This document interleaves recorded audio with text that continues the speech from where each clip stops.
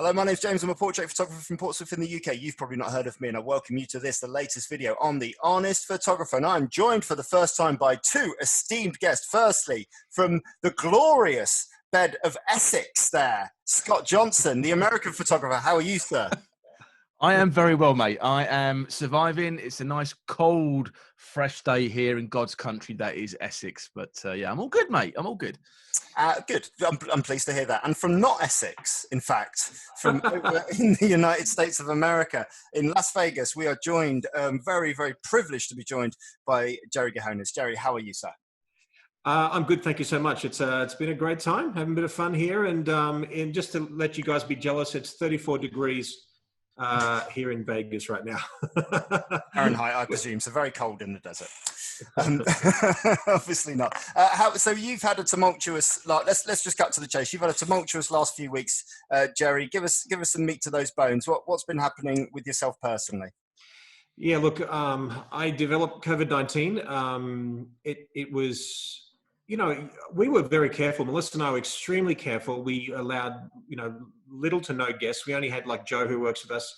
So he works with us every couple of days. And we would go to the supermarket and would wear masks, gloves, all that kind of stuff. So we were very prudent, and I'd wash my hands until they're red raw. And I had almost like scars on my knuckles on how much I'd clean. And sure enough, I woke up one day with 102-degree fever. I sort of felt a bit under the weather, and I sent Joe home, who works with us. And then I just got the chills, and it sort of starts feeling like the flu. But then the following morning, I sort of woke up. I was nausea, diarrhea, chills. My skin was so sensitive, like even at wearing a t-shirt on my skin was terrible. The hair, like the roots of my hair were really sensitive. So everything was tough. I developed a cough. I could tell my lung capacity wasn't that great. My appetite just left. I didn't want to drink or eat or anything like that. And and we went to the ER at one point, and I was dehydrated at the same time. My resting heart rate at that point, I think, was 120 beats per minute, which it should be under 100, give or take, because your organs are sort of somewhat, failing per se. So your heart is sort of doing all the work to sort of catch up to itself. And then we got a liter of fluid to fix the dehydration. I got a chest X-ray, and at that point they had no tests, and so they couldn't test me for the coronavirus. And they said, look, you've probably got it, but just go home. All the usual stuff that they would say to you: breathing exercises, make sure you drink lots of fluids, blah blah blah. And then after a week of that, it was just all day, every day. I would sleep for like 10 hours a day and then sleep at night. And then at one point, I was in a full tracksuit, blanket over me. At that point, we had no air conditioner on because it wasn't as hot here. And my feet were freezing, and I had the thickest socks that I could find. And I said, hey, baby, Melissa, can you measure my temperature again? And it got to 104.7. Which was dangerously high. Wow. Even though that I was trying to make a joke of it, because every time I passed the threshold, like 100 degrees, 101, I'm like, yes, I want to make 102. And then it sort of backfired on me. So we're at 104.7 degrees temperature, and I didn't feel well at all. So we went to the ER. This is about 11:30 at night. I was dehydrated. They had to give me half a gallon of fluid, so 2 liters of fluids. And then they did my blood work, chest X-ray again, and they said, look, we haven't got tests, but we can see very clearly that you've got it with all your symptoms. My sense of taste and my smell left for about a week. And I wasn't scared until that night. Like that night I was at the hospital for 4 hours. They gave me a liter. They saw a development of lactic acid. So they said, we have to get that down. My resting heart rate was 130 beats per minute. It's like I was working out, like, on a bike or running fast for like an hour, and I was just sitting there doing nothing. So anyway, so after the first liter, they sort of said, look, your lactic acid's still high. We're going to give you another batch, another saline, or whatever the thing is. So they gave it to me. And then my heart rate went down to about 100. The lactic acid sort of dissipated, and then they gave me some antibiotics for an infection. They thought that I probably had COVID and another infection. So I had antibiotics, lung medication, and also prescription Tylenol for the fever. So that happened for about 5 or 6 days. I slowly sort of got better. The fever sort of broke. And then I did a Facebook live. I think Scott mentioned it earlier before we went live. And everything was okay, except I was still fatigued and my lung capacity was nowhere near at 100%.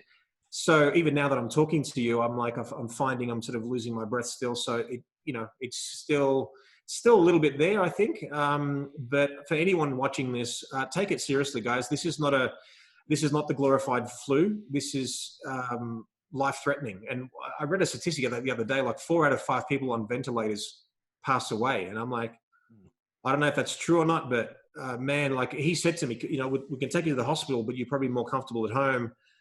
You seem to be a strong guy, whatever, young enough. And hopefully you can battle this. And, so that we did. And, everything's been a lot better. So it was scary that night. Other than that, I mean, I had the best caretaker in the world. If you've ever met Melissa, you know how caring and nurturing she is. So to have her as my front line, so to speak, was a blessing, no doubt. Yeah, I think listen, thank you very much for the honesty in what you say there, and the kind of like the very raw information with regards to like when you're talking beats per minute and temperature, and that's genuinely horrifying in terms of that side of things. And I'm very, very pleased and glad, and I speak on behalf of all of us when we say we're pleased and glad to see that you're so well. No, thank you, and that you've come out the other side. It was lovely to see the community all come together as well. Yeah. The support that you had coming through, and you could tell when Melissa was doing the updates, and she was fighting back tears, talking about you, and her strength must have helped pull you through it. And that the strength of a good partner is invaluable in times like this, right? I can't even imagine what people on their own, like if you're single or at home and you had to go through this, I think there's no doubt that I would have gone to the hospital, because you literally don't want to do anything. Like I've got back problems as well. So I'm lying down, that's causing more back problems. I've also got allergies. So I've got I've got to pop some Zyrtec and all that kind of stuff as well. Then you've got your skin sensitivity. You don't want to eat and drink everything. But she was there with a smile all day, every day. And I'm sure she had her moments sort of outside the room that I was in for 3 weeks or whatever it was. But, oh man, I can't even tell you, I'm famously in love with my wife, and I famously love her, but, and she's exactly what she's like, behind closed doors as she is in public. She's just the sweetest girl. And, it was, like I said, it sort of reminds you how important relationships are, and complete trust and all that kind of stuff. So when she told me to go to the ER, I'm like, I went to the ER and, all that kind of stuff. But no, it was absolutely a reminder of how lucky I am. My wife has a change of tone where I just do what she says. There is that distinct, oh, right, yeah, no, oh, okay, yes. Whatever it is now. So as a segue into this, your business and everything around you, your training and everything like that, the conference at WPPI, your work, I get the feeling very much that it is a team effort. And so let's segue into this, and let's talk about some of your images and talk about some of your influences and have a look at those. We're going to start off with the first image here from the 10 that you've submitted to us. Thank you very much, with this image here. Yeah, so, when someone asks you, pick 10 of your favorite photographs, and you've been shooting for 27 years, that's a very difficult task. So, as I'm sure, it's no different than, say, which photographs show up first on your website. Like, very, very difficult. So first, I just want to acknowledge how tough that was. So what I decided to do, it was a mixture of technical photographs that I really loved, ones that really pulled on my heartstrings, one that's grown with the emotional connection that I have with those photographs as the years go on. I picked a lot of photographs that have a fun story behind them, that also have a lot of meaning to me as well. This one is an image that no one has seen before. It was basically a shot that I did, I would say, just before WPPI. And if you're watching this in the future, just before WPPI 2020. So this one, I work with a fashion house in LA, and I have access to these incredible gowns, that Gaga wears, Katy Perry, J-Lo, you name it. They wear these clothes. And this one in particular, it struck my fancy because this girl's a friend of ours, Alexa. She's just an amazing, amazing girl. She's beautiful inside and out, bubbly personality. She's intimidatingly beautiful, but as soon as she speaks, she's sort of, she's just like a normal, goofy person. But that as soon as she's in front of the camera, she's amazing. So this is probably like the 6th or 7th time that I photographed her. And as soon as I saw the dress, I knew who was going to be, who's going to basically be in it. So Alexa, she has that Jessica Rabbit sort of look. She's got great lips, great figure. So you knew that she would bring justice to the dress. This one here in particular, I had 2 edge lights on either side. So basically over there as well. And then from memory, oh man, what did I do? I'm pretty sure I used a 5-foot octabox above her, or it may have been a beauty dish. I'm just trying to remember now. And then I had a 7-foot octabox behind me as a little bit of a fill. So when I basically shoot in the studio, I start with my fill. So I turn everything else off. I basically get an exposure where I can just see detail, in other words, it's severely underexposed, but it's like just a little detail everywhere. So then I turn that off. Then I get my edge light right. And that's where I want to get detail on those edges. And then, of course, the top one is the main light there as well. So as I was playing with posing and things like that, I looked at the outfit, and it just reminded me of a rose, just sort of blossoming. And then as I was sort of playing with leaning left and right or whatever, as she turned, it slightly covered her face, that little piece of material. And if you know my work, I crop. I'm a cropper, right? So I love cropping and composition. I think it's a very easy way to differentiate yourself from everybody else, because I think we all tend to play it a bit safe. So as I started moving here, I thought, oh, wait, wouldn't it be cool to just crop one eye out and keep everything else in? Then that slight parting of the lips adds a bit of sensuality, makes her lips look even fuller. That little hint of a squint adds a little mystery. The hands are posed so that they're framing her beautifully. And then overall, it just gives you the impression of a flower blossoming.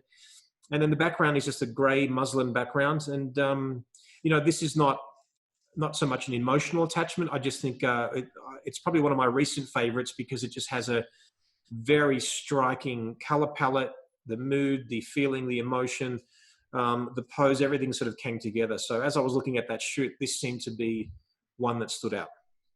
I love the use of the phrase "intimidatingly beautiful."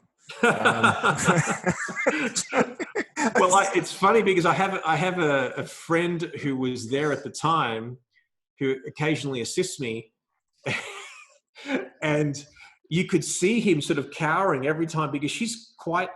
I mean, she's like 5'10", 5'11", but you add heels, she's like my height, 6'2"-ish or whatever she was. And this guy's quite a short guy, but he's very confident around women. And sure enough, she's just there. And, if you don't know her, she's just got that Amazonian, presence. But then she speaks. And then, like I said, she's just fun and goofy. And she's a beautiful person. She knows how to move. And so it was funny to see that. It's amazing how the most confident person on the planet can lose all confidence through their Achilles heel by the power of a beautiful woman. I've done it many times on a wedding day. I'm like, I can't even look at you. You're so pretty. I can't even look at you. You're gorgeous.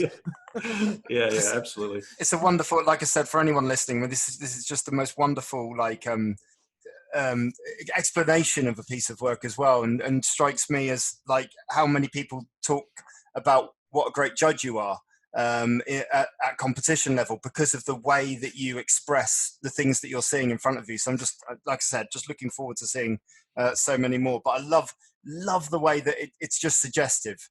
Like you said, everything's just peeking out, and with that eye very definitively behind the dress and the styling, it just gives that hint of suggestiveness, which makes the viewer work for it a little bit, Yeah, thank you. This was shot, by the way, on the Nikon Z7 with the 85mm lens. It was 250 speed, f8 100 ISO, and it was cropped in camera square. So the raw file was a square format. So this is the crop that you'll see in the shot. Wonderful. On to the next one. Here we go. Look, this has become sort of quite iconic in my universe, so to speak. A lot of photographers have referenced this as an early inspiration in their career, which I humbly I'm very happy with, because there's a really good story behind it. This was at Cipriani's, a beautiful event space opposite Grand Central Station in New York, and it was a cold day. It was not much time for photographs at all. It was a Jewish wedding. And it was, I mean, it's funny because people get the impression that I shoot high-end weddings, and I probably, in my 1,000 plus weddings that I've photographed, I'd say maybe 5 of them were, I would consider high-end, where you'd walk into the wedding and no expense was spared. And I've just learned how to get more money from normal people. So this one was one of those 5 where it was very lavish, and it's something that I'm not really used to. So what had happened was we had this big day. I squeezed in, above the traditional portraits that you would do of a bride and a groom and a bridal party, I squeezed in maybe, 2 or 3 scenes worth of the couple. And for me, like, I'm used to having quite a bit of time. So anyway, I get to the wedding and I look at this, and I look at the lavish flower arrangements and the lights on the walls and things like that. And I'm like, I would really love to get a shot of the couple with, the suggestion of an incredible celebration, but really the metaphor is it's only about the bride and the groom. So anyway, the reception finished. We stayed there until the end because I'm waiting for everyone to leave, and the bride and groom usually would leave. In this case, they told me they were going to leave last because I want to say goodbye to everybody. So anyway, so there I was. The couple came up to me and I said, thank you very much. And I'm like, look, before we give our last hugs and goodbyes, I want to do a shot. And they said, Jerry, we love you. We appreciate your enthusiasm, but we've got an after party next door, and we'd just love to go to that. And we're totally happy with what we've got. And I'm like, guys, like, you're going to probably not like the next few minutes because you don't want to do it and you're sick of it, but trust me, you'll love me later. Like, you'll hate me now, but you'll love me later. Mm-hmm. Anyway, and usually my famous line is the line that I use to get a bit more, an extra sort of mile out of, or an inch or whatever, out of my couples, is I have one rebuttal. So if someone says I'm hungry, I'm thirsty or whatever, or I'm tired, or I don't want to do it anymore, I say something like, guys, this is in a day, in a week, in a month, in a year, you will not care about this extra 5 minutes that I've photographed you, but this photograph will actually contribute to your legacy and your family forever. It's a valuable waste of my time, my talent, your beauty, and your story if we don't photograph right now. It's very hard to say no to that. But they said, no, we want to go to the party. So I give my one rebuttal rule, great. But then I said, all right, well, I'll tell you what, let's make a deal. Do you have to go past here when you go after the after party to collect your belongings? They said, yes. I said, I'll tell you what, if you see me standing here once the after party is ended, then you promise you'll give me the time for the photograph. And they said, great. So now I was with Melissa at the time. It was one of my first weddings I shot with Melissa. Sally, my personal assistant, who now works at Animoto, they were with me. Even though that they're all for, being encouraging and positive and all that kind of stuff, and that's synonymous with their personalities, they said, Jerry, we're done. We're tired. Let's go. Don't worry about it. They've given you permission to go. And I'm like, no, I'm staying here. You guys can go back to the hotel. I'm staying here. Sure enough, it was like 2 hours go by. It was from 11:30 when they went to the after party. It was about 1:30 in the morning. They saw us and they were really shocked and surprised. I said, you promised. They giggled, and then we go back to the photograph. And what I did was I got about 5 or 6 tea candles in front of them. And then I do a little bit of a pose that forces their face down. And the biggest mistake people make when they photograph with candlelight is that they go up straight. Like, the candlelight is normally here, and then you've got the couple here, and then you get these really unattractive shadows on the upper cheekbones. So that you have to pick a pose that forces their face parallel, or at least somewhat parallel, to the light. So they leant forward. He's holding the hand there a little bit, and they're leaning forward. the Cipriani's, the restaurant, was an old bank. So I wanted to actually show the teller sign because that's part of the heritage of the photograph. So that's what, when I left that in there. And of course you have complementary colors of the warm tones and the blue tones. And it's become sort of the reason why a lot of people have booked me, the reason why a lot of people have followed me with teaching. A lot of people have said to me, hey, this is what made me pay attention to you. And this is the reason why I booked you. So every so often in your career, you'll get one of those shots where you don't choose it. The clients choose it as, this is your signature photograph, you know? Stunning. I mean, yeah, I mean, and what's the fact that you waited because you knew what a great image this was going to be just exemplifies the service, I think, that you put towards your clients. And it's interesting to me that you say that a lot of people have the impression that you don't shoot high-end weddings. How important is your perception as a photographer and as a business person? How important is the perception over the reality in terms of like what you actually do, you know, in terms of like putting yourself out there and creating this brand, I suppose? Well, here's the thing. I don't really care. I have very little ego. Anyone who's met me, I mean, people say on paper, Jerry, you probably should be an asshole. Or you should be arrogant or whatever. And people sometimes get that impression of me because of things that I've achieved over the years. When you meet me, if anyone knows me personally and you ask me, what is my greatest success? Her name is Melissa. My family is my greatest success, my relationships. So the perception, do I want to give people the impression that I shoot high-end weddings? I've stated publicly in my career for the past 20 odd years that I don't do those high-end weddings. And I've done, again, probably 5 in my career. Like I said, and I'll be honest with you, I much prefer going to a wedding where the couple treat you like family. They give you time to create. Arguably, they're not used to having great photographs of themselves. And I can give an extra gift to that kind of family. So what I know of other friends who do high-end weddings, and the handful that I've done, they very rarely give you time. They don't, you know, hug you and treat you like family. They don't give you a meal like everybody else. And so in other words, like I'm not really attracted to that kind of clientele. Don't get me wrong. They want to book me. I'll book anybody, but I've never chased it. And I don't need to. So my clients, I mean, I average about 20 odd grand a wedding, but there are people out there that think that's not possible from a normal, you know, middle class clientele. But the same clientele would have spent tens of thousands of dollars on flowers and arrangements and chair covers. Why can't they spend that with me? So, you know, perception, reality, it doesn't really worry me. For me, I just love what I do. If you want to, and I'll never refuse anyone who wants to be photographed by me. If they have their beautiful story and they want to get photographed and stuff like that, I love what I do. So really, the perception of other photographers or anyone else and what I do, I don't really care. I'll just do what I do, run my own race, and where that leaves me, where that leaves me. Lovely, perfect. Anything to add, Scott? You're the weddings guy. Let's go back to this image here. I agree with Jerry completely. It's, you know, what I love about this is, one, for 2:30 in the morning, how immaculate she looks still. You know, the hair's still perfect, the makeup, and, you know, to the dedication and the balance of the light between the candle light and the disco light at the top, and the way you're drawn into them and you're drawn away for the decor. This is a wall piece. This is a piece of art that's going to hang on the wall for a long time, and I bet they thank you every time they see this print. They did it. There's no doubt. That the funny story was, we went back to New York.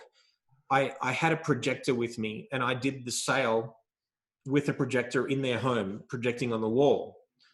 And I remember Riley like smiling and saying, "You love me now, don't you?" And they giggled, and I said, "This deserves to be a 40 by 60 print.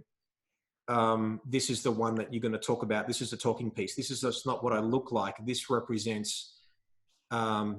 You know, when all is said and done, the celebration was what it was, and you can see elements of that, but really it comes down to you as a couple. You've started your own family.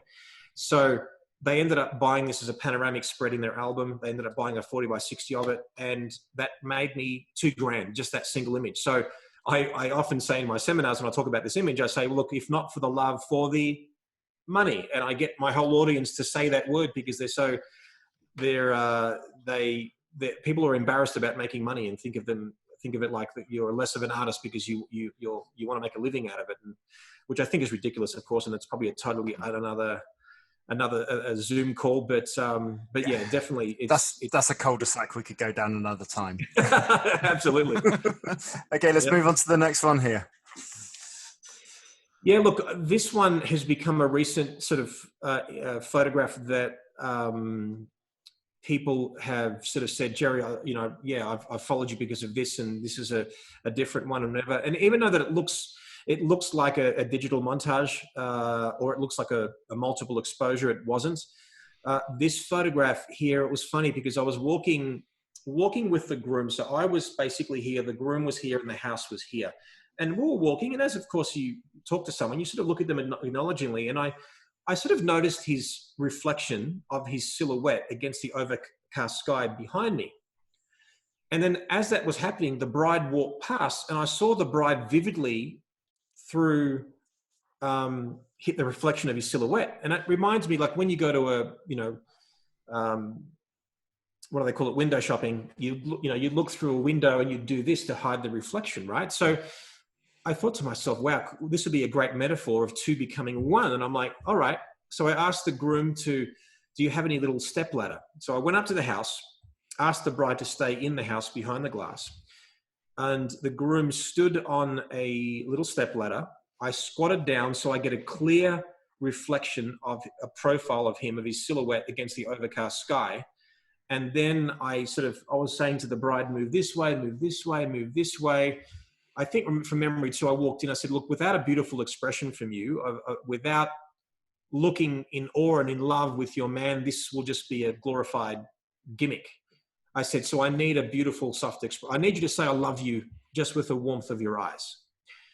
And sure enough, I got her merged perfectly in camera. I took the shot, I looked at it, and I'm like, yeah, this will be one for my legacy, what I call my legacy folio. I love the fact that you don't know whose hair it is. Is it his hair? Is it her hair? You don't know whose shoulder it is because it's blended in. And the fact that you've got a double reflection there because of the thickness of the glass, you often will get double reflections. You get him duplicated, his profile, and then she's merged perfectly just within that sort of rim and glow around her camera right cheek or left cheek there as well. And yeah, this has become one of my favorite photographs of my career. It's something that's synonymous with you as well that I've kind of gravitated towards is the amount of effort that you put into trying to do things in camera. Is that something I'm always striving for that, like that? And I said this on another podcast recently. There's nothing better than that moment when you get something and you hit the shutter and you know it's good. You get that feeling right here. Yeah. Is that something that you actively try and pursue, this in camera sort of artistry, I suppose? Yeah, I think probably one of the biggest benefits of my career is that I've never pursued understanding of Photoshop. So I know what Photoshop can do.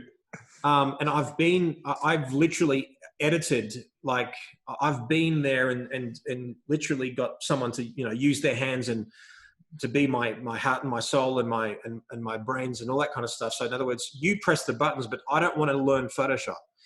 And people say, why do I not want to learn Photoshop? Well, it's a whole other gig, but quickly I say is that I believe I'm a photographer working on the business and not so much in it. Now, of course you have to photograph, but people doing their own Photoshop for me is just a waste of time. You're struggling for money and you're doing what someone else can do for $500 a week. And then you're going to say, well, I've saved $500 by doing it myself. And I'm like, well, you've got 40 hours free to get friggin' better work or a better wedding or a portrait and make some money that way. So going back to your original question, for me, not knowing Photoshop and certainly being brought up in the darkroom and doing all those things, I knew that I would waste my time in front of there. So for me, I very rarely think with hindsight. I never go into a shoot saying, oh, I'll fix it in Photoshop. I'll do that. For me, it's sort of almost a personal challenge that don't be lazy, because Jerry, you're preaching this for how many years to your students, get it right in camera, or at least to the best of your ability on what's humanly possible.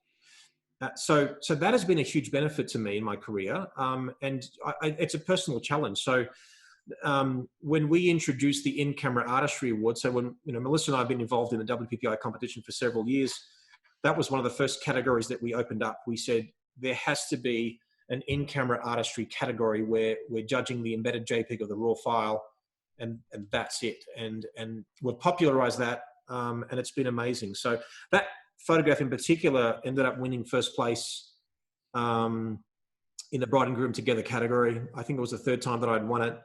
And a funny story is that Jackson Stusak, who's been following me for 10 years. He's like almost, I think he's 20 odd now, but he was following me since he was 10 years of age. And it's a long story. And if you know him, he's been following me, and he's like a little mini me.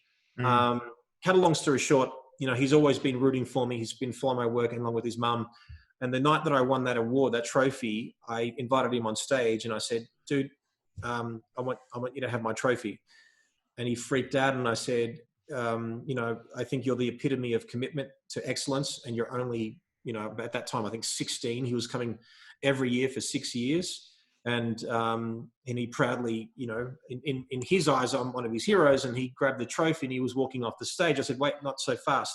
When you win one of your own, you got to give this back to me. And it's not so much that I need the trophy or want the trophy. For me, it was, I want him to work his ass off to deserve his own rather than it being given to him. And so, yeah, so it's a beautiful story. And I was very proud of that photograph.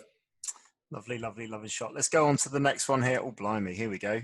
This is something a little bit different. Here we go. So this is a recent photograph. As soon as I took it, I knew 100% that this was going to be one of my favorites of my career, because it encompasses pretty much everything that I think most photographers go for in a photograph. The same way with Photoshop, I don't add a lot of bells and whistles to what I do. A lot of my work is usually very simple. But I have a good friend of mine, Jason, here. He's a juggler, impressionist, really funny guy, like an incredible guy. So close friend here in Vegas. So he got married, and she's a professional violinist. So they will often do shows independent of each other. Impressionism and violin. They'll do cruise ships and whatever. They basically said our goal is we want to perform together. We basically want a photograph of us that encapsulates the fact that we are fun. She's a sexy violinist. He's a fun guy. How do we show that in a photograph? How do you promote a violinist and an impressionist doing a show together in one click of a camera? And I'm like, well, shit, I don't know. I have no idea. So anyway, as I was photographing, we started off with him with the old microphone and her just playing. And I'm like, well, how do we show that they're a couple? And how do we show that they're interactive? I'm like, so the shoot evolved. And then at one point I'm like, well, yeah, like they should be having a hand in each other's performance. So then, and at the same time, we had Melissa at the back there throwing up the cape of the actual dress. So not only did we want the expressions, we also wanted a perfect configuration that just looked incredible. So there was movement and feeling. And now with Jason, I could literally ask for any expression, and he's got that rubber face like Jim Carrey. He could give you anything you want. So sure enough, I said, I showed him like what expression that I wanted. And I said, I want her profile. I want you looking at him, laughing, cracking up and all that kind of stuff. Now, here's the thing. Not only, there's a lot of moving parts here. I wanted a curve for her body. So she's bending her front knee. I wanted that silhouette where her knee is within, between his legs. So I can see that clean silhouette. I also want the microphone to surpass his shoulder and have breathing space around it. And then I want breathing space between her face and his face and slightly breathing space underneath her chin. And then I want this beautiful configuration of the material. And then I want a good expression from him. I'm like, well, shit. Anyway, so it was, the degree of difficulty was extremely high. But as soon as I took it, I knew that, okay, this is it was perfect for them as a duo now, like, you know, and I knew it was, you know, because, you know, when we look at photographs, and if, you know, I know that you guys have judged and you judge and all that kind of stuff, you're looking for a combination of technical ability, lighting that's beautiful, you know, emotive content, and a story behind the photograph. And now that you know the story, you probably appreciate it a little bit more. I think the story sings off it on first glance. I don't know what Scott thinks to that, but I was just like, yeah, no, it's one of the pictures I saw narrative. yesterday, and I kept looking at it, and, you know, and what I love about this, and, you know, as a judge, you should never say I love about this, but it's your eyes are dancing around from his face to hers. You get the bow down to his hand, up to the microphone, and you're constantly kept in a loop of this. His expression is just phenomenal. And was that a couple of takes, or was this the one you kind of looked at and thought, you know what, that's done, finished, I've got to put the camera down and leave it at that, or did you keep going and try and get the next one? Yeah, look, it was a few, well, yes and no. So it started off quite traditional, like it was just him looking cool, her looking sexy, and that was it. I think at the start he didn't even have a microphone at that point, but he stayed there. She was looking good. So I just felt there was not enough flavor in it. It was a bit safe. And I start off most of my shoots with, let's just get bread and butter done, and then let's evolve it and then see where we go.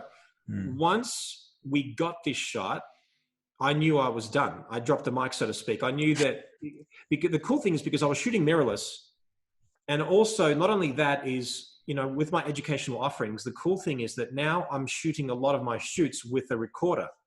So imagine like a little Blackmagic or Atomos, a Blackmagic recorder, where it basically films exactly what I'm filming in my camera. So people know where I'm putting my focus point, how I'm cropping, composing. So it's brought my teaching to a different level. So when I was shooting it, I think from memory, and I've got video footage of me doing this. So the cool thing is I've got this on camera with what I was seeing in my camera and the behind the scenes. And yeah, but as soon as I got that shot, I knew that, you know, it took me a while to get the configuration of the material. So the shot, there's probably like 3 or 4 shots in that flow that were that good expression. She was great, but the material was wrong. Now I had ones where the expression was good and the material, the expression was okay or really good, but the microphone was within his jacket and the material was great. And I'm like, I think anyone else would have said, well, I'll just grab the material from this shot and that expression from this shot and put them together. I'm like, well, no, let's keep on going. And then that's how it happened. Lovely, lovely, lovely, lovely shot. Moving on to the next. Here we go.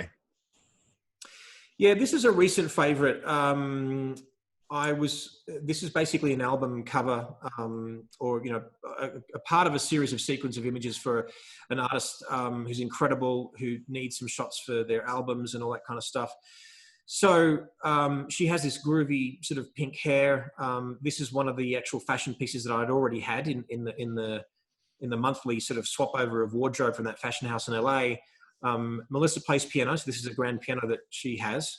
I brought in a canvas background in the background there. I've got an ice light leading your eye into her. I've got an ice light on top of the piano illuminating her. So you imagine like a little strip of ice light on top of the piano, that's illuminating her. Then you've got the one behind her, and then you've also got one to the right of her with that little edge light giving that little backlight to the feathers of the dress. And then I would move my camera, because you've got this sort of curved rim of the piano, and I had to sort of move it until I got the reflection of what I wanted.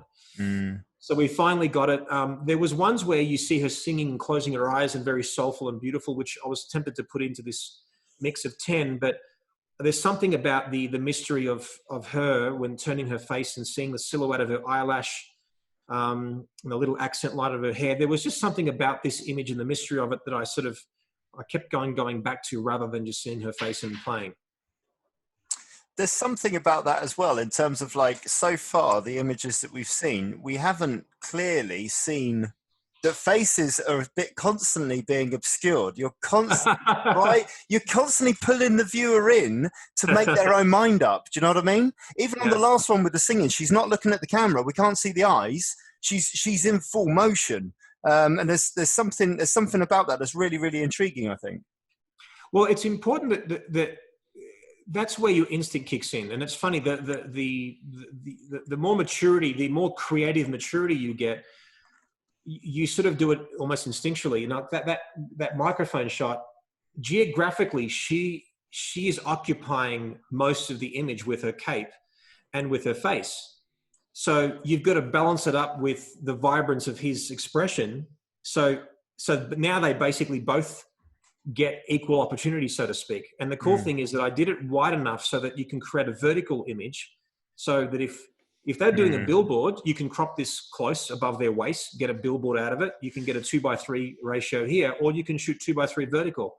So it was very purposefully done to have negative space around it. So when it comes to the the other shot, the mystery of her,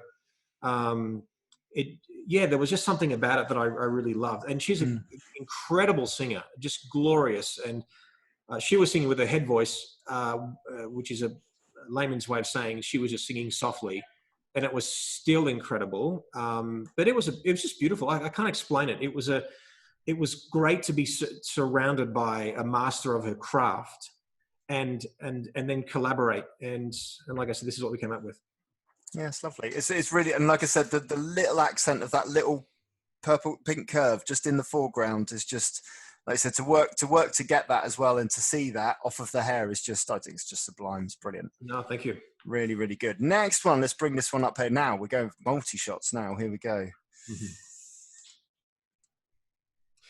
Yeah, so this is one of the very few times in my career where I did photograph with hindsight, because I knew what I wanted. So I think from memory here, I'm just trying to remember this. So I was commissioned by Nikon to do like a mini gallery at WPPI. So they wanted in their booth, they wanted 4 or 5 40 by 60 inch prints. And I think from memory, it was with a D850, because I had photographed the D850 campaign for the wedding and the fashion industry.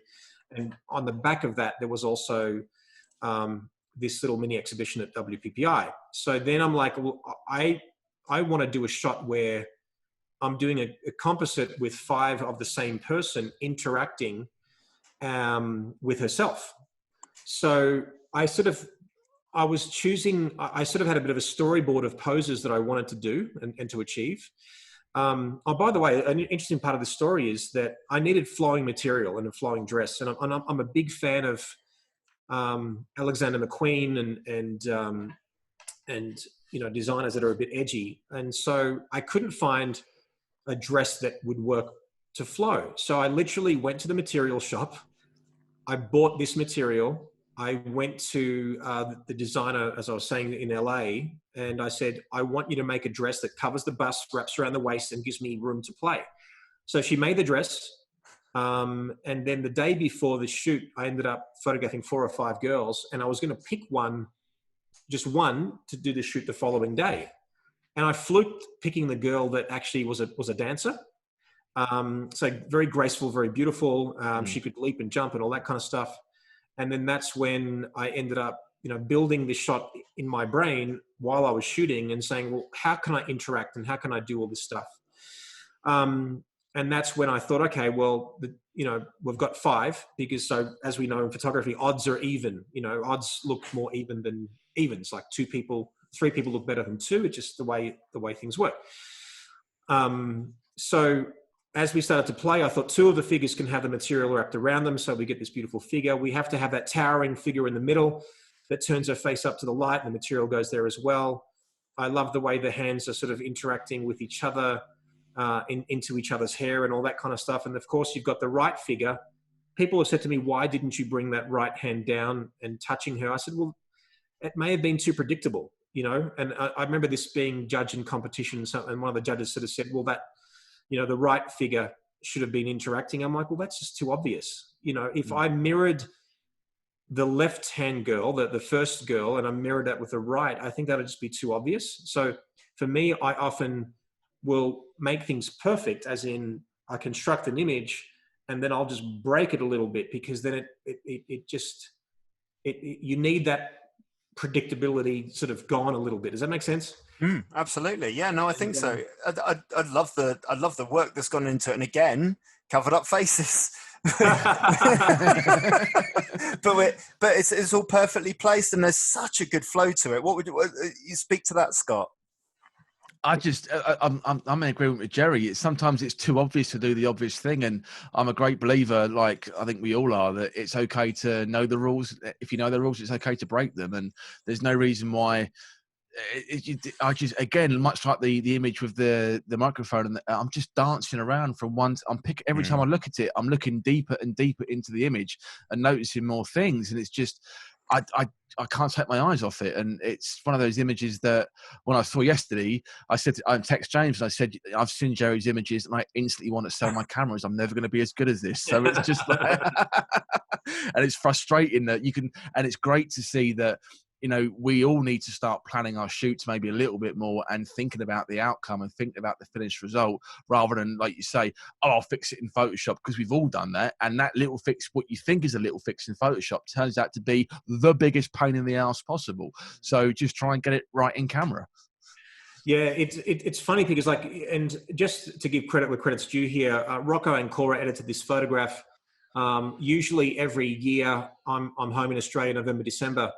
And for those who don't know, you know, I don't do my own Photoshop, but how do I enter competition? Well, I'm one of the very few people who don't just give a photograph to the likes of Rocco. I will sit down with him literally the whole time. I mean, this one in particular, we got the photographs deep etched.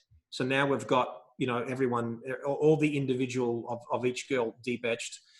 And then I worked with Rocco to say, all right, I chose which person would go where. And I think one of the photographs I flipped, you know, one of the girls I flipped. And then I literally was there as he was my hands and blended it in together. Can I add a bit more highlight here? Can we add a bit more shadow on the ground here to look realistic? And that's what happened. So this took probably a day to 2 days to edit.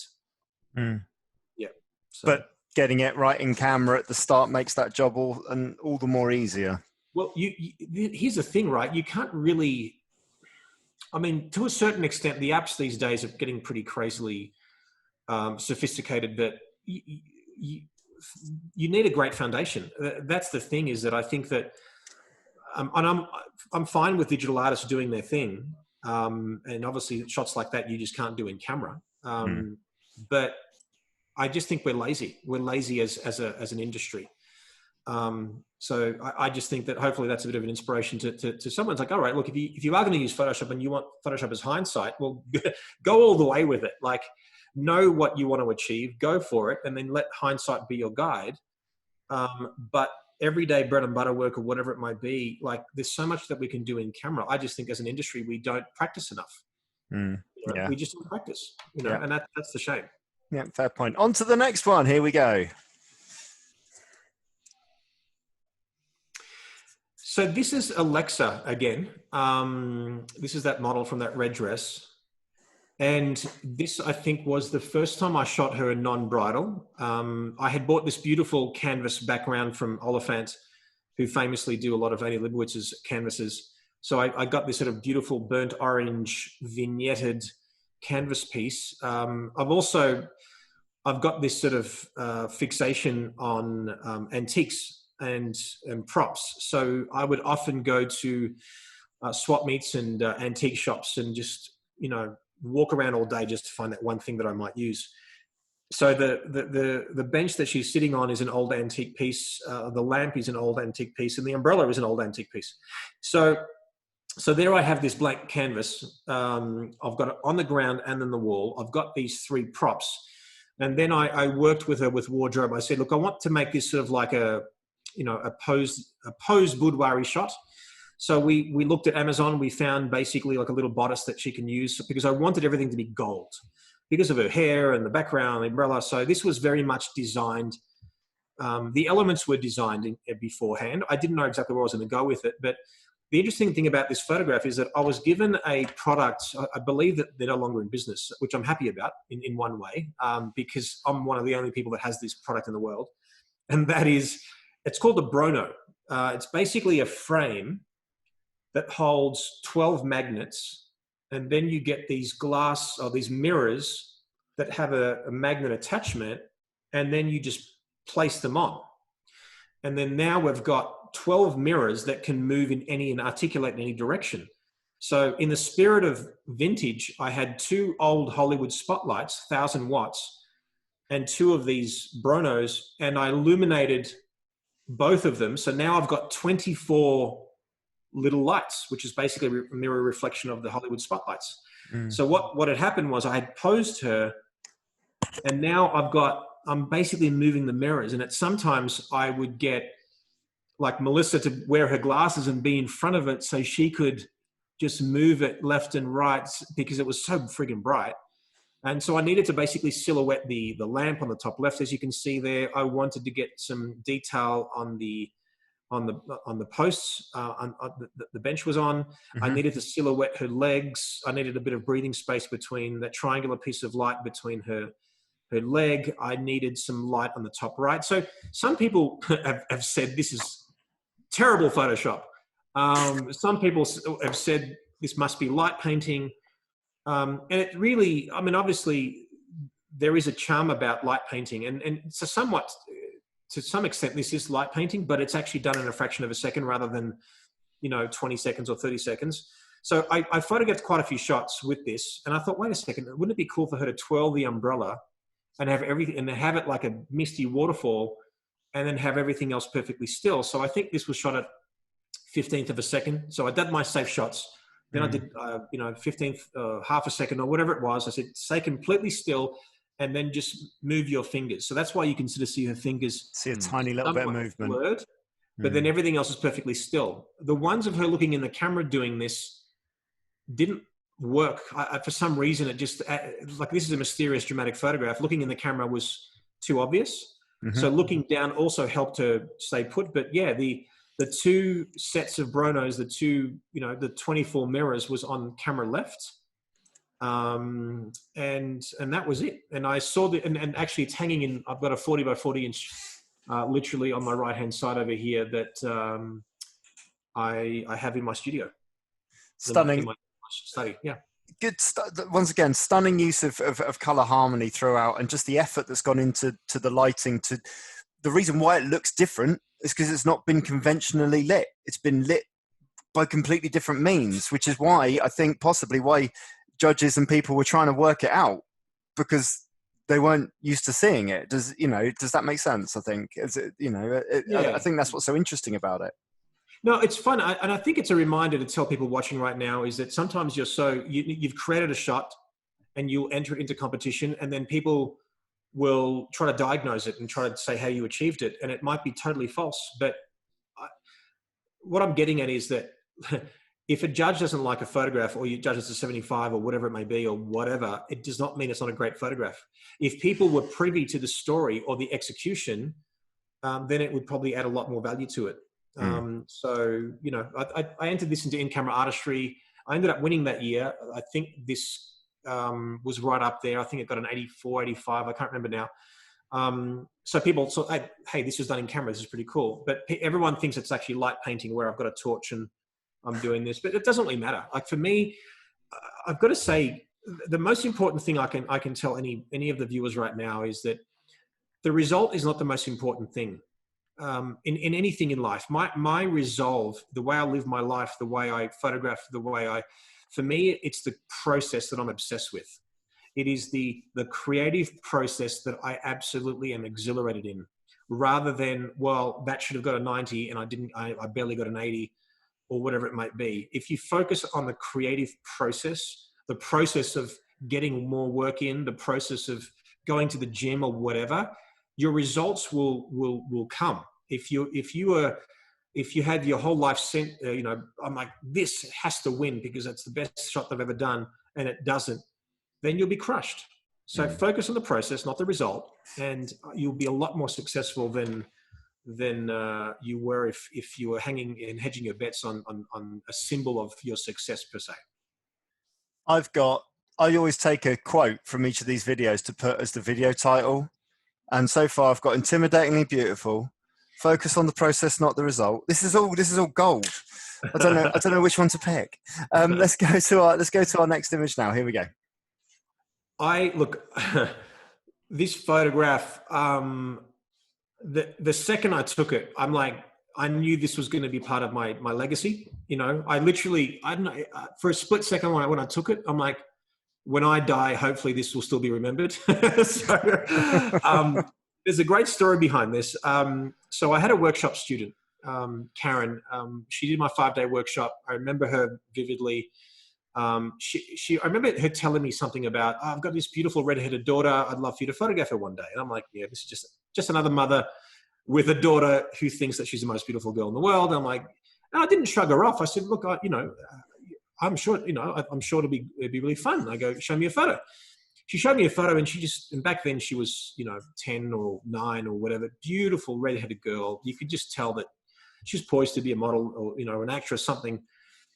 Anyway, we made a passing comment. I said, yes, how beautiful she was, whatever. But anyway, years later, she says, Jerry, remember me? I go, of course, Karen. And you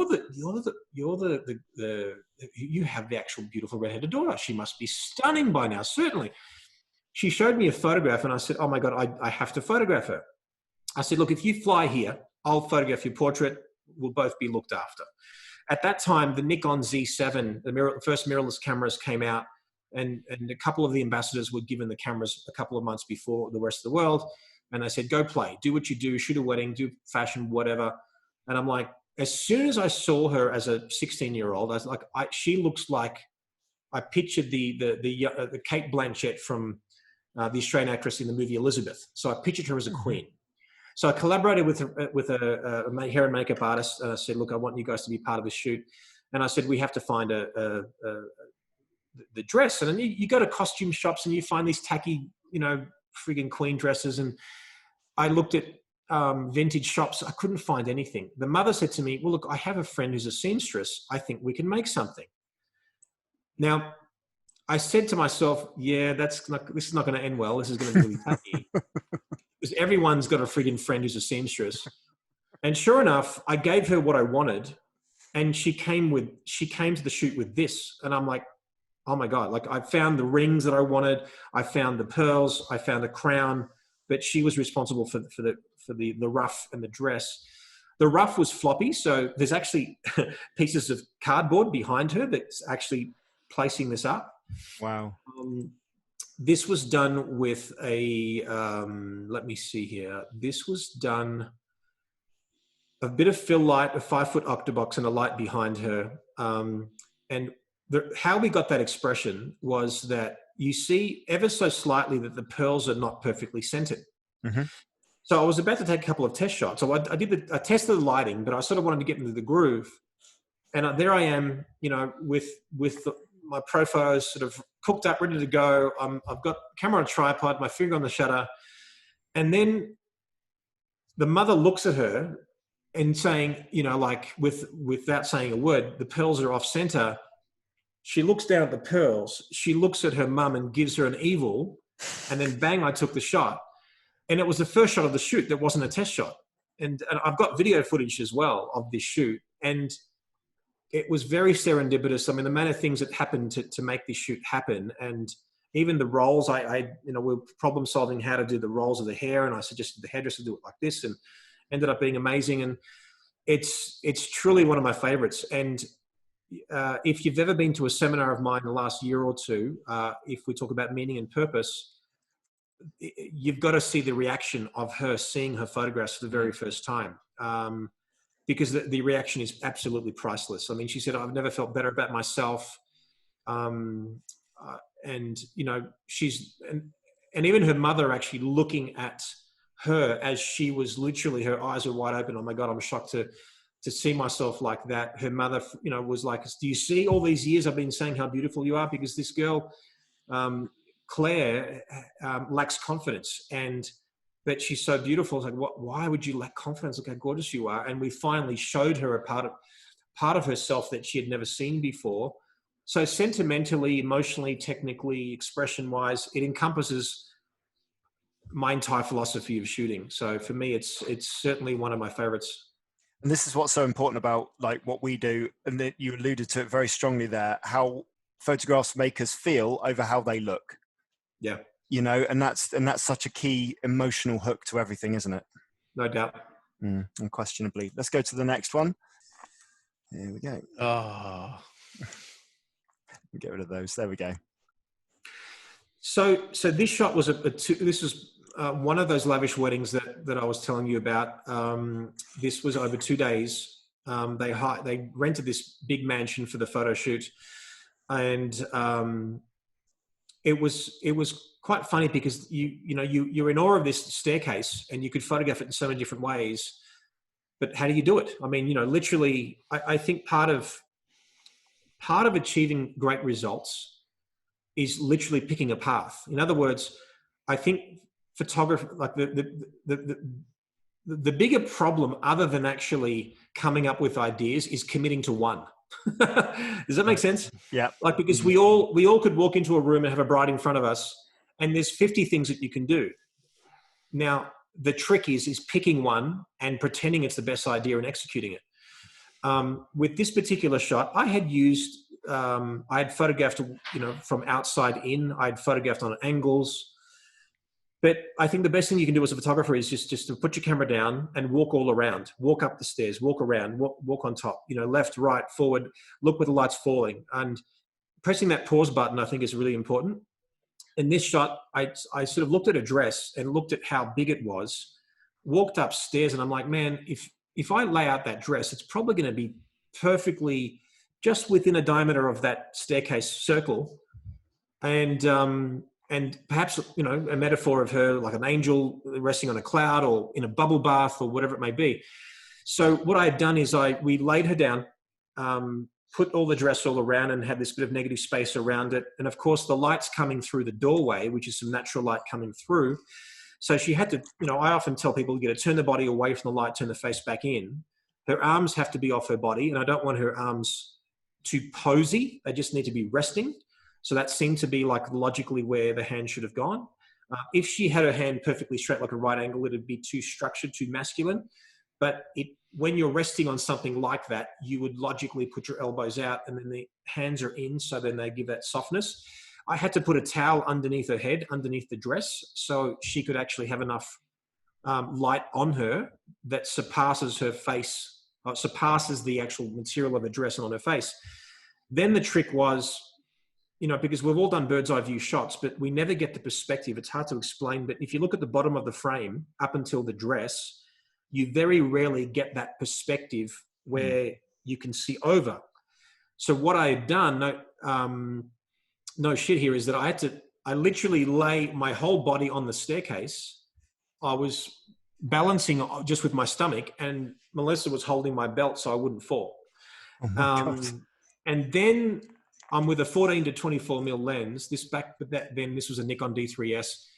So then it's like, well, shit, how do you make this perfectly symmetrical? Because you literally move 1 millimeter, it translates into 1 foot. Mm-hmm. So if you look at the dissecting areas of where everything dissects, everything is exactly where it needs to be. And then of course the bottom of the frame is where because you're using a 14 mil, I'm going with the strongest horizontal, which is the bottom. Mm-hmm. And then that was it. So the story about this shot was that it was at a time where I had just done thousands of weddings or hundreds of weddings and over 1,000, and I was photographing in Sydney, and I remember I took this photograph and I knew it was a special shot. I put this on my phone, and on the flight back from Sydney to Melbourne, I was staring at it, and Melissa looks at me and says, "Why are you staring at this?" I said, "Well, when you've been photographing for as long as I have, sometimes a bit of doubt kicks in and says that maybe your best work is behind you." And I said to her out loud, and she remembered the story. I said, "Well, really, you're only as good as your last shot." And this gave me inspiration to just remind myself that don't be lazy and work your ass off. And I do believe you're only as good as your last photograph. Of course, you can't be as original as you were once, because obviously, people emulate and, you emulate and all that kind of stuff. And things get into the visual vernacular, as I call it. So you can't be as, groundbreakingly original, because after you've done it for so long. But every so often, there's a combination of elements that come into a photograph that really strike you. So this is not really like, you don't know who she is. It's not really about the person. It's more of a fairy tale image. So that it was one of my favorites. It's one of the first pictures that I saw that SWPP that stopped me in my tracks. I'm a big fan of the wide angle. I shoot Fujifilm and I have the 8-16, which is the 14-24 equivalent. And I saw this print and I looked at it because I have the biggest OCD on the planet. And the fact that, as you said, everything is perfectly horizontal and there's no converging light. It's just gorgeous. And I was up for Photographer of the Year that year in the pre and post wedding category, and I came third to this print. And I always remember it's the first time I came third, and I've come third more times than any time than I've ever come anything else. And then this year at SWPP, I'm in the top 3 of the wedding fashion category, and I'm like, that's it, this is going to be the year. And I saw your print, I'm like, oh crap, I came third again. So I look at this print, but it's just something that everything. We all agree that everything on a wedding day, it can't always go for you. There's always something that never quite goes right. But when you look at a shot like this, it was the perfect dress, the perfect location, the perfect light, the perfect photographer, the right lens choice, the right edit, everything. Every now and again, all the stars align. And I believe that image is where all the stars align absolutely perfectly. Yeah. No, thank you, mate. It's funny that you say that because, I'm a big believer. It's people will often dismiss people who photograph high-end weddings and say, well, you're only good because you get access to these kind of weddings, this kind of decor and whatever. And there's no doubt there is some truth to that. When you have elements in front of you that are so grand, it's easier to take a wow photograph. There's no doubt about it. Yes, though, it does take someone to bring out the best in it. So there's no doubt that this location was great. It'd be curious to know if 20 photographers had the same time with the same bride in that same location, what would we have seen? And that's the fun thing that I like, is that everyone has a different interpretation, a different perspective, a different eye, and it's fascinating to me. And talking about what you see, that brings me back to this image here, which is like, there's every wedding has a window or something reflective or something. So it's just in terms of like the way that you see it. But that brings us sorry, go on, carry on. And in England, an overcast sky. Lots of those. That brings us on very nicely and very neatly, though, to our final image, which is here. Yeah. So look, there's no doubt that, like I said, if you know me personally, I don't hide my admiration, my love, my respect, and my passion for Melissa. And the story behind the Taj Mahal and this photograph was quite special. Now, so there we were in India. We were doing a conference, and of course I left a few more days to see this wonder of the world. And there we were at sunrise, because apparently if you go early, there should be less people. But there we were, sunrise, and the Taj Mahal's in front of us.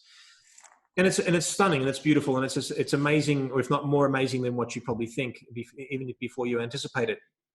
And there I am, and I'll say the words like a dickhead, with my camera, waiting in line for that perfect spot to photograph the Taj Mahal with the reflection underneath that 1 billion people have probably done before me.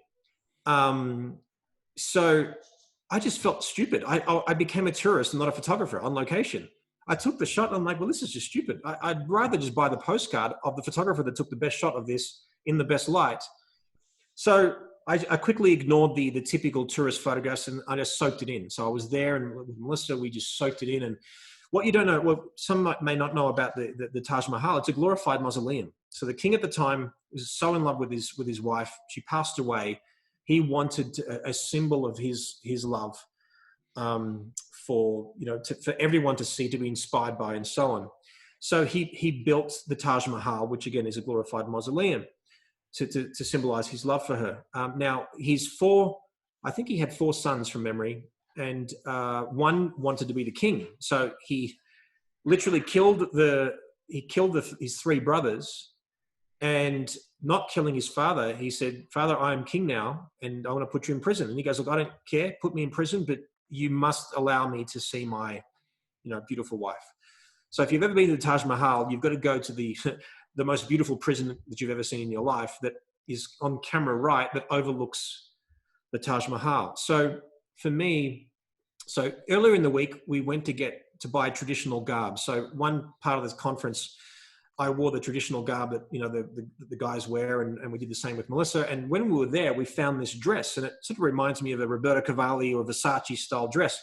So we bought it, and then I said to my tour guide who took us to the Taj Mahal on first thing in the morning, I said, is there any other place that we can actually see the Taj Mahal with no interruption? Because after all, we tourists ruin beautiful landmarks in the world. And he goes, I know the exact place. So the classic view of the Taj Mahal is camera left, like perpendicular to that way. So we went across the river. We went there at sunset, and we're overlooking the river and the Taj Mahal, and we were just soaking it in. And I took a whole bunch of photographs, and I said to Melissa, I go, look, you know, please get dressed, and I want to take some photos of you. No, so it was an overcast, hazy sky, and the Taj Mahal was glowing beautifully. And then all of a sudden, this sandstorm comes. Like I can't even explain how that felt, but we knew at the time it was magical. So sandstorm comes, the Taj Mahal gets silhouetted to be this beautiful, mysterious object. And then I'm like, well, quickly in the moment, I'm like, well, how do I want to perceive Melissa? I'm like, because I got so inspired by the story of the Taj Mahal. She's my queen. I want her to be above the environment, because maybe I love her more than maybe the king loved that queen. I started posing Melissa, and then she lost balance. And this was a moment between a moment. There was an off-camera flash that I was using. I switched the off-camera flash to, my camera to shade white balance. So basically I warmed up what was already a warm environment. I put my flash on 200 mil, feathered the light so it just barely hit her, and you don't see evidence of flash on the ground. And that was it. So 1 in a million photograph. It'll never be done again. You'll never see a girl with that edgy hair, with that kind of a dress, in a sandstorm, in that location. This is 1 in a million. So probably if I had to choose one of my favorite shots, if not my favorite, that'd be the one. And when you walk into my bedroom, it's a 40 by 60 inch print as soon as you walk in on the left-hand side of our bedroom. I'll remember that for next time. It's stunning. It's just wonderful. Thank you so much. Thank you so much, Joe. Thank you for sharing all those stories and all of that knowledge as well. I always ask our guests a question at the end of these things, particularly at this time, and I hope you're humorous with an answer. What advice would you give to photographers who are currently in the middle of this pandemic, in the middle of all this difficulty, who are currently struggling with knowing how they're going to come out the other side of it, and whether they're even going to come out the other side of it at all? What advice would you offer to them? Yeah, look, I've had lots of conversations about this, and lots of people have been reaching out to me like desperate and saying, Jerry, what do I do? And I'm like, well, there's a couple of parts to that answer. I think that once this pandemic sort of slows down and somewhat subsides, of course, everything's quite unknown right at the moment. I think so many people are being connected with their families like they've never had before. Even social media has become more social. Like, people are doing Zoom calls, people are doing happy hours and things like that. I think more people are going to be born. There's going to be more conceiving done in this period of time. People are going to realize that life is short. And I think more people are going to propose during this time more than any other time before. Parents who haven't seen their kids because of work are going to be more connected with their kids more than ever before. The bright news is, I think that once this slows down and it evolves, I think that there is so much opportunity right now. There'll be so much opportunity that I think our industry can thrive even more than before the pandemic. I just think that, because I'm creating a campaign now with Graphic Studio on how to convert JPEGs into albums and printed product. And, the classic line that I'm using is something like, in these challenging times, there's no more appreciation. You would have no more appreciation that you have for family and connection and meaningful relationships than in a situation like this. What better way to celebrate the love that you have for your family other than with a beautiful printed portrait or album or whatever it may be? So the opportunities, I think, that are incredible after the pandemic or when it subsides. So of course, there's no, full stop or period. Right now, photographers shouldn't be sitting there wallowing in their self-pity, because right now I've had 6 weddings cancel, postpone. I've had probably the same amount of speaking engagements cancel or postpone. I'm still a working photographer. It sucks. I'm telling you, I'm acknowledgingly, it sucks, let alone getting the virus and wasting 4 weeks in bed. Right now, there are so many things on your to-do list that you have never done. That's what you should be focusing on. Now, so there's twofold. One is preparing for what's to come, and one is maximizing your sales right now. So if I were you right now, if you have photographed any weddings that only had JPEG only, this is the time where you convert them to albums. If you've done albums for people, this is the time where you convert them to wall art. This is the time where you connect with vendors. This is the time where you work on your website, your better wedding price list, portrait price list, connecting with people. In other words, preparing for battle. I myself have this long to-do list, and I was pissed off that I had 4 weeks on my back, where like now I've got so many things that I want to do and I want to achieve, that this is the time to do it. This is no time to be lazy, no time to be desperate. As far as I'm concerned, I had a deadly virus inside me, and I could have easily been a statistic right now. So there is a lot worse than not having work. Now I get to I understand the people who are working week to week and paycheck to paycheck and all that kind of stuff. Where there's a will, there's a way. But I'm telling you that now is the time to be strong, to be confident, and know that there's no other thing in the world that could have happened, in my mind, that have brought people closer together. Because like right now, we're all, fighting a common enemy. So there's no boundaries. There's no nothing. Like everyone is fighting the same thing. There's less war going on. There's less crap going on. And it's been the great unifier. So I think that the blessings and the gifts that this pandemic is giving us and will give us, I think will catapult photography to be not just a renaissance. I guess that's just it. I think there'll be a renaissance of the printed product as a pure result of what's going on right now. Smart ones will maximize the sales of their existing clients. Smart people will maximize opportunities, connect to vendors, clients, whatever right now. Even reminding them that you exist is important, even if we can't maximize any more sales. But for me, this is a blessing. I spent a lot of time with Melissa. We're with each other 24/7. But now with Joe, who works as a filmmaker, he's working from home. We spend 24/7 together, and we give ourselves permission to have fun. We play ping pong every two hours. We play pool every so often. We jump in the pool as well. And it's been a great way of reminding yourself what's important. That's health, number one, because without health, you have nothing. Time, number two, without time, you have nothing. And then relationships. So for me, it's, the pandemic and me personally, it's reminded me of my resolve of that health and time and relationships are the most important thing. And that's what I want to do for my clients. So for me, I think it's a beautiful gift that's been given to us. Yes, ignoring that people are getting sick and passing away, but trying to look at the positives that will come out of it, the gift that this is giving us and will give us. I think will be unquestionably probably the best thing that's happened to our industry. Wonderful. That's really good. Where can people find your educational offerings, please? So if you go to jerryghionis.com, so JerryGhionis.com, jerryghionis.com, that is sort of like my portal that'll take you to everywhere. So whether you want to see my wedding and portrait work, my fashion editorial work, you want to learn from me online or in person, that's where you should go. But a lot of these shots, I would say, man, 1, 2, 3, 4, 5, 6, 7 of these shots, there's the full shoot that are actually live right now on my educational website. So if you want to know how these were made properly and the shoot that was surrounding it, we release an episode on my training site on Ghionis.com every single week, and we have done for the past 12 years. So very proud to say, I think we were, if not one of the first to release online training, and we've been doing that for 12 years solid. So yeah, very, very excited about what's on there and giving photographers an opportunity to invest in themselves and to learn more about what we do. Wonderful. Thank you, Scott, for joining us for this special episode. And thank you, Jerry, for having me. Yeah, no, it's been a joy, man. And thank you, Joe, for your time. And please stay safe, stay well. Thank you very much for your honesty. I appreciate it.